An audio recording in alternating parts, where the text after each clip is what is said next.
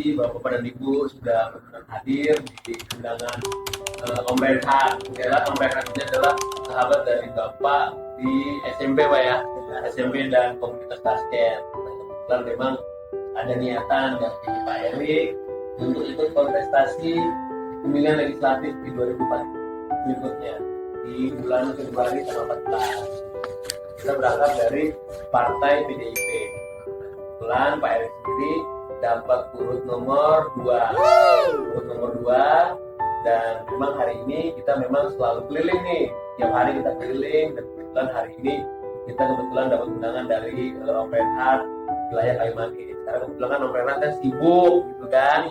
Dan memang hari ini baru sudah diwakilkan ya dengan Om Agus ya. Iya. Ya, nanti next berikutnya kita bisa berkegiatan di Kalimantan. Karena memang kalau tahapan sekarang ini masih belum di pemilu terbuka. Jadi tahapan kita masih berkunjung, silaturahmi, ya.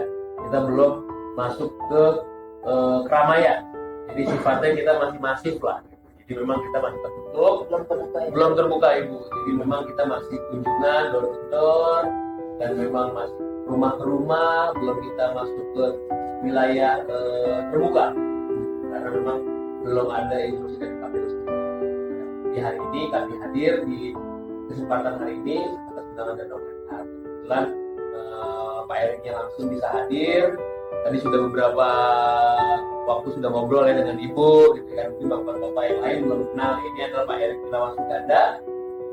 Beliau wira swasta dan beliau juga dosen di Pakuan.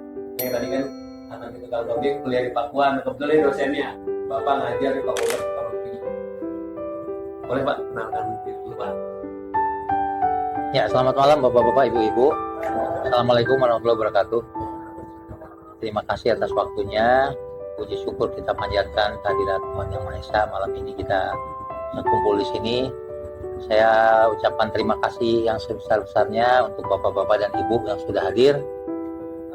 Khususnya untuk tuan rumah, sohib saya, Bang Renhat, yang sudah menyiapkan tempat dan segala sesuatunya. Wow. Langsung saja Bapak ya. Jadi saya ini bacalek untuk DPRD Kota Bogor ya. Caleg itu kan ada yang ke pusat, ada yang ke provinsi, ada yang ke Kota Bogor. Saya ini caleg DPRD untuk Kota Bogor. Malam ini saya sengaja datang ke sini. Saya ingin silaturahmi ya, memperkenalkan diri ya, sambil sharing-sharing lah ya dengan bapak-bapak dan ibu semua yang ada di wilayah sini. Saya punya niat nih pengen jadi anggota dewan. Saya ingin ya berbuat sesuatu lah untuk Kota Bogor, khususnya Tanah Sareal. Kebetulan saya asli orang Bogor, lahir di sini, besar sekolah di sini. Saya SMP-nya bareng sama Bang Renhat di SMP 4. Kemudian saya di SMA Regina Pacis. Dan sekarang saya tinggalnya di Haurjaya, di Air Mancur. Jadi masih wilayah Tanah Sareal.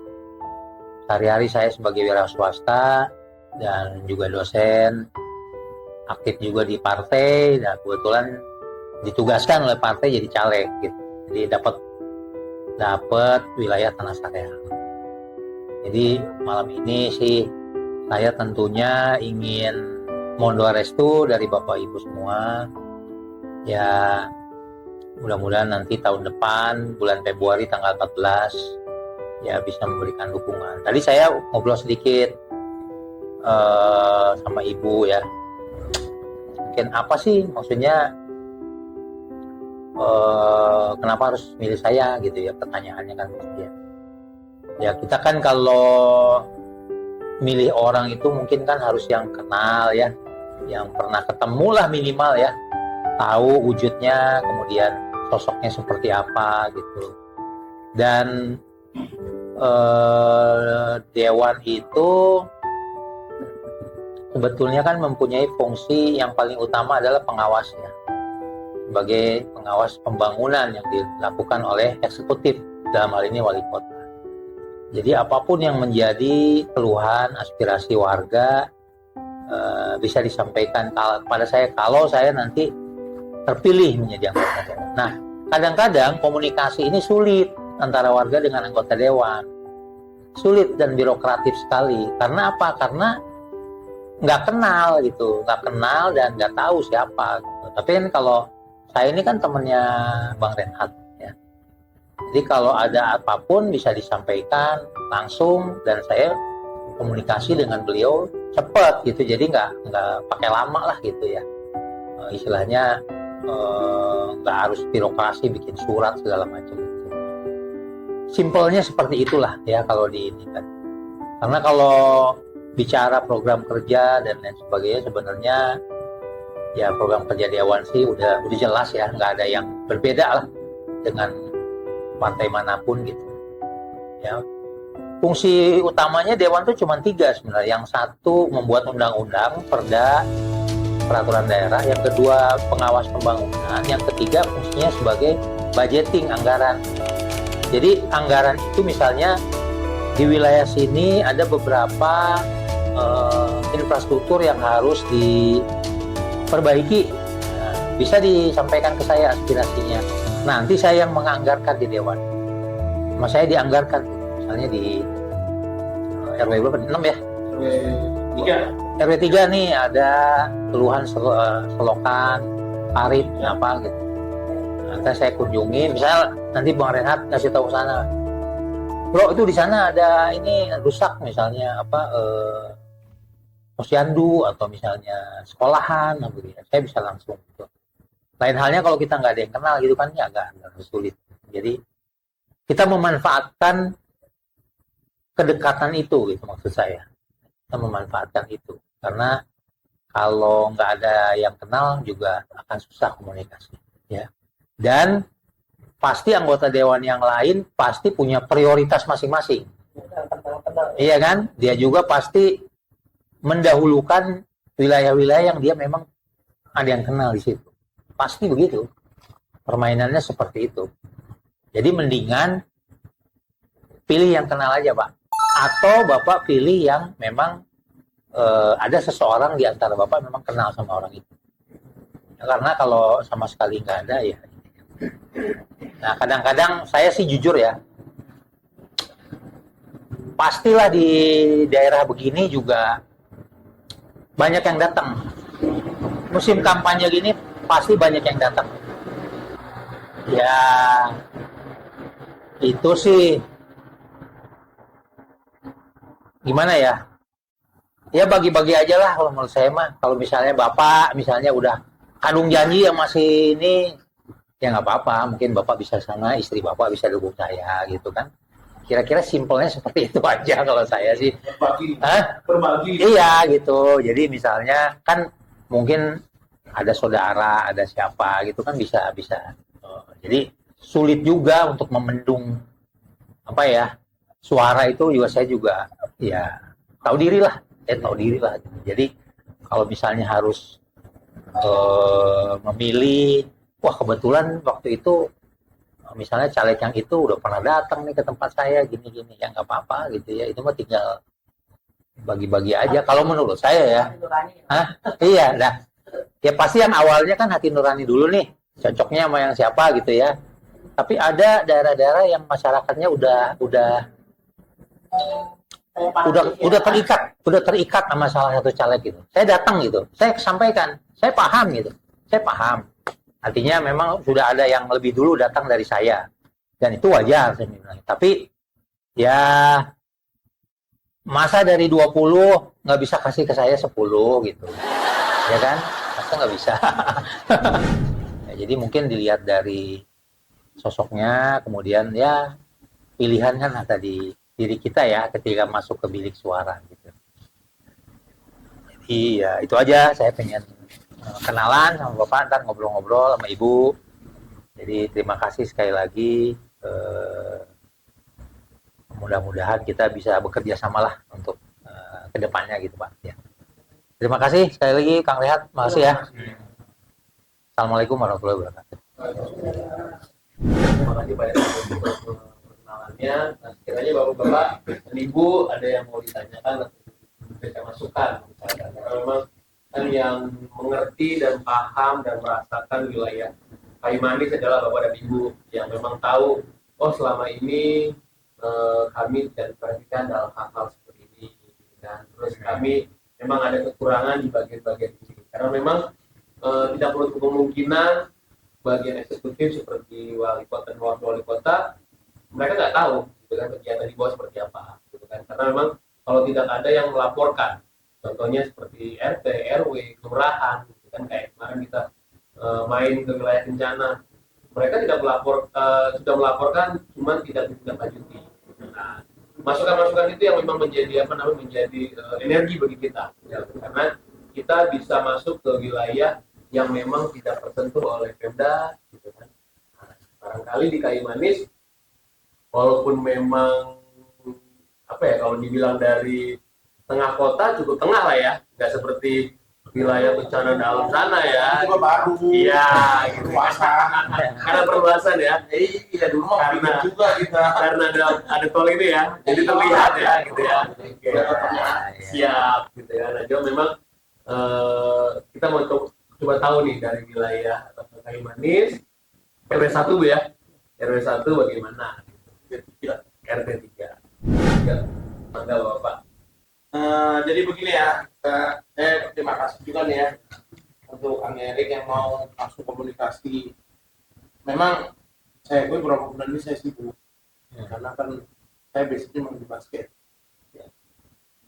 Yang datang ini sebenarnya mau dibilang keturunan PDIP ya.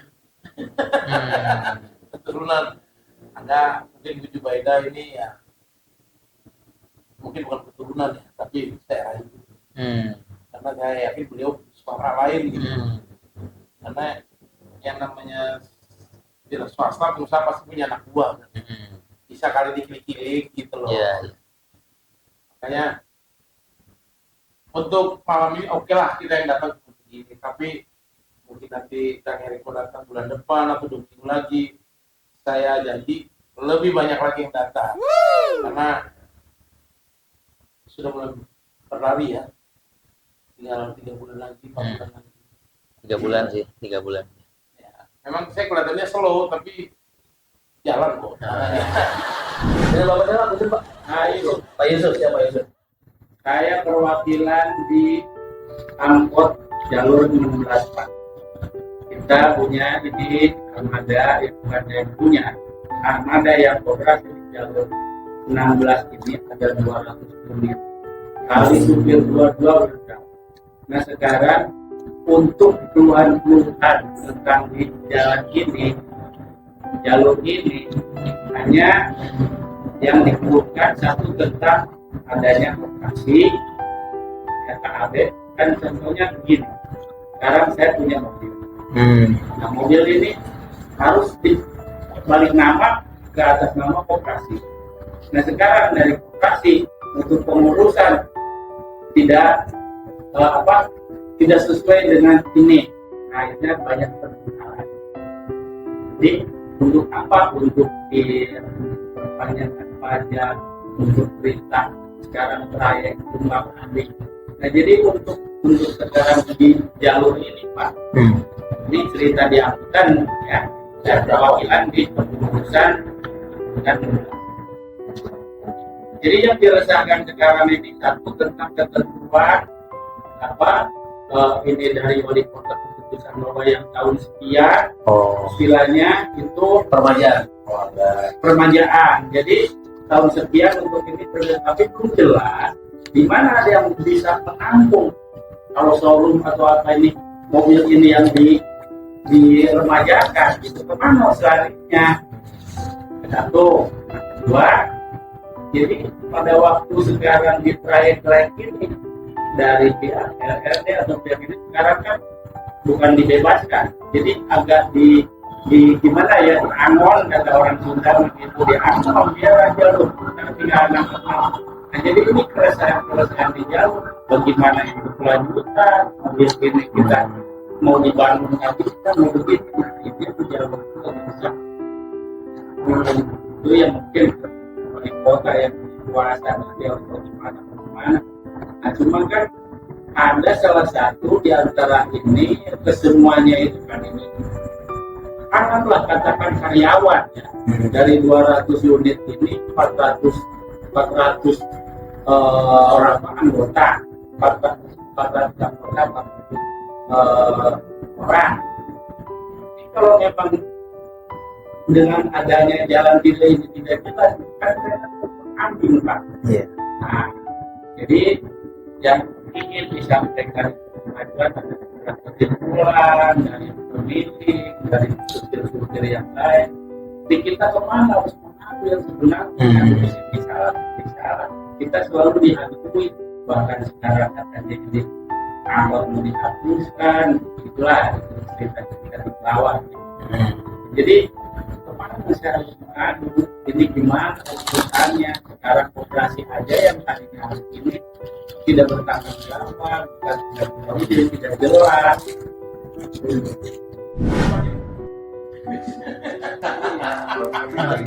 Lagi ya, Bik?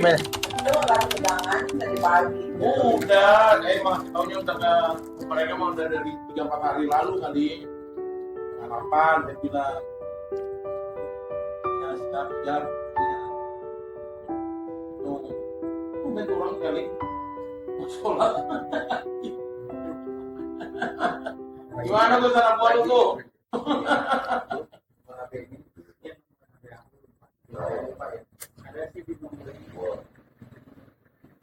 Perlu baiknya Rencana kita udah ada. Kalau saya kebetulan cuma di kayu manis doang. Itu ada apa-apa.